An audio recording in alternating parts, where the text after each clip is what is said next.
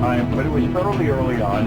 And remember, this was back in the era when we didn't have cell phones and we weren't getting bulletin update on breaking news all the time.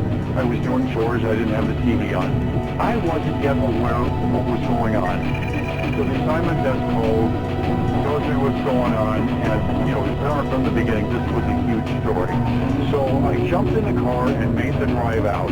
When I arrived, it was tough to get within, you know, several blocks of the actual crime scene. It was, I recall, 9:17 a.m. The LAPD this morning is about everything it has and counted in one incredible picture of an open covered board. There was an enormous area that LAPD had secured and was doing a search. Coming inside, the officers are having a difficult enough time trying to search the area for additional suspects. There was confusion how many gunmen there were, whether there may be more gunmen on the loose. Police are not allowing any kind of movement around the area looking for easily identified. Police had made a huge perimeter, so we were far enough back. The officers were only a few yards away. They're relatively close. There were several officers right in Archwood, other officers across the whole canyon in the mini mall parking lot. They're relatively close. It actually hear gunfire coming from inside the bank. That was the first thing they did when they went inside. They fired into the ceiling and said, so hold up, everybody gets out. They used their weapons to blast through the security doors. They didn't stay in the lobby. They actually went back to the vault. They brought the bank manager with them to open the combination. They weren't able to get as much money as they wanted. They were hoping to get $750,000. As it was, they got about $300,000. They don't know that LAPD is positioning outside. They think they still have the element of surprise. And so then on the way out, they send everybody back to the vault. They say, you stay there. And so 7 minutes afterwards is when they emerge. And then this gunman starts spraying the gunfire with this AK-47 knockoff. They had several assault rifles. This is some of the most amazing video we've seen all morning. We watched it unfolding live. You see the gunman dressed in black ski mask on his face. Police running to get into position. This man is firing randomly in the parking lot. And the bullets are going right through the doors of the police officers. I mean, you see traditionally police officers position themselves behind their doors as a position of cover, and they can see what's going on. They can fire over the door if need be. The door is doing them no good whatsoever. They are having to retreat, scramble to other locations, and in the process, they're exposing themselves to further fire. So it was an incredibly dangerous situation. A lot of heavy automatic weaponry, an AK-47, and also we saw what appeared to be an M16 style military semi-automatic rifle.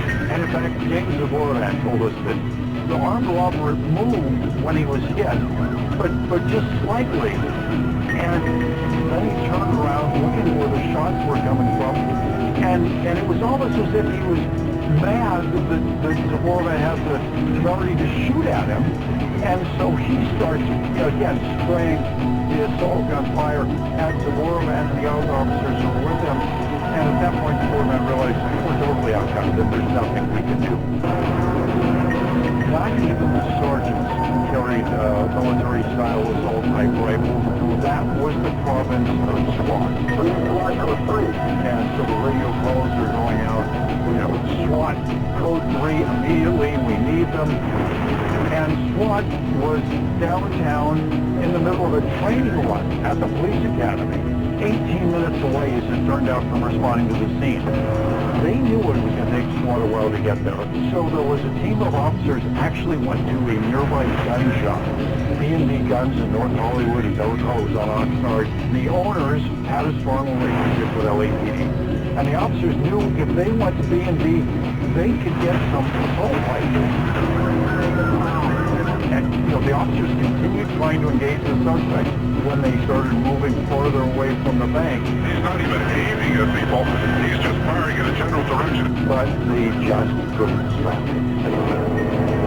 There's another little mini shopping mall that's just to the north of the Bank of America. And that was the side where all the action was happening, because that's where the getaway car had been parked, and that's where the two gunmen left and went down Archwood. Anyway, several officers took position in that little mini mall, the Del Taco, and there were a couple of other restaurants there. And so they started firing that direction, and that little mini mall was right in the backdrop. And it got hit. Larry Phillips, who was 26 years old, Emil Montessoriano, who was 30 years old. These were not the typical walk up to the teller, be inconspicuous, hand a note, and get a little bit of cash from the teller and then walk out quietly. They did well-planned, high-powered takeover robberies. The previous year, they had robbed a couple of other Bank of Americas in the San Fernando Valley, and it was reported at the time that they got away with $1.5 million in they could rob. They had also robbed an armored car. They were ruthless, hardcore, serious planning, prepared well in advance of every crime they planned. They took elaborate steps. They did surveillance in advance. They listened to scanners to try to determine what the police response time would be. Both of them had timers, and they set them for 8 minutes because they figured they had 8 minutes to carry out this armed robbery. They took sedatives, barbiturates, before the attack, in the thinking that it would calm their nerves. And they had this body armor, this incredible body armor. Larry Phillips had 40 pounds or more of body armor that he was wearing that day. Soriano did not have as much body armor, but what he did do was he got a steel plate that he put over his chest. And that steel plate was so strong, so resistant to gunfire, that at one point he was hit twice in the chest. But it did not penetrate the steel plate. He kept going. At one point, the radio call went out, go for their heads, they've got body armor, go for their heads. Officer Bill Lance saw these guys wearing the masks and all this armor, and his immediate thought was, they walked out of a monster movie. These guys are prepared for war, and we're not going to be able to stop them. Just hold on, they're bringing a cop in. It became apparent from what we were seeing from the news chopper that for the first time ever, LAPD was out-armed, out-armored. They could not stop two gunmen leaving the bank.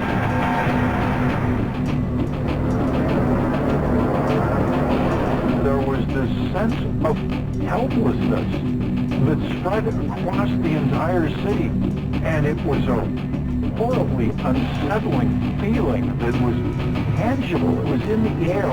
Everybody sensed it. But they did have an Achilles heel. These two gunmen were not able to protect their hands, and they did not protect their lower legs. Their heads were also vulnerable. Eventually, the two gunmen decide that they've got to try to leave the area. And so they've got this 10-year-old white Chevy for the getaway car. Using that car as cover, apparently to try to continue their escape. Montessoriano is driving, and Larry Phillips is walking alongside on the passenger side, using the getaway car as cover, and at the same time engaging police. He's just on him, the sidewalk, and he's just preparing. They get outside the bank on Archwood, and they start driving. And by this time, the getaway car has taken so many rounds that it's almost undrivable. I've seen quite a few bank robberies, and this is just absolutely unbelievable. Literally dozens of bullet holes in the windshield, at least 2 flat tires. The getaway car is barely moving. So they continue as a team down the sidewalk just a little ways, and then Montessoriano moves on ahead, and Phillips trails behind this big 18-wheeler trailer that happened to be parked there. One police round strikes the assault rifle that Larry Phillips had and disables him. So he gets rid of the assault rifle and pulls out a handgun, and he continues advancing east on Archwood. Well, he's firing some more at the officers. One round strikes him in the hand. His Achilles heel. He drops the handgun, reaches down, picks it up, and then takes his own life. Montessoriano continued on Archwood, and it was finally about 6 blocks away that he realized if he's going to depart, he's going to get out of there, he would have to get another vehicle. So that's when he starts trying to carjack. And there was this one pickup truck that came up in the opposing direction, and the driver saw what was going on. He jumped out and ran for the hill. We have the car in sight. But Baldessariano can't start the vehicle. And so he tries for a little while and then gives up and gets out. Just about the time that the SWAT team pull up and just nose right up towards that pickup truck. Baldessariano goes back behind the Chevy, and there is this final gunfight. The SWAT officers realize that Baldessariano does not have body armor on his legs and shirt. And so they are shooting beneath the vehicles, going for his legs. Looks like this might come to an end here real quickly. He finally gave up and actually raised his hands and surrendered. And all the gunfire stopped. The officers came around, approached him, saw that he was down, they disarmed him. That was finally the end of this horrendous North Hollywood shooting. Armor vest and ski mask and automatic weapons, they weren't here to play around whatsoever. Baldessariano gave up because of the points that hit with so many rounds. But if not for those Achilles heels of the two armed gunmen, they might have done one. You can't help but remember what happened that day. Our neighborhood turning like a war zone. Obviously, there was some relief when the incident finally did end after 45 minutes, but the message was so long-lasting. Clearly, these robbers gave no regard at all to anyone other than themselves.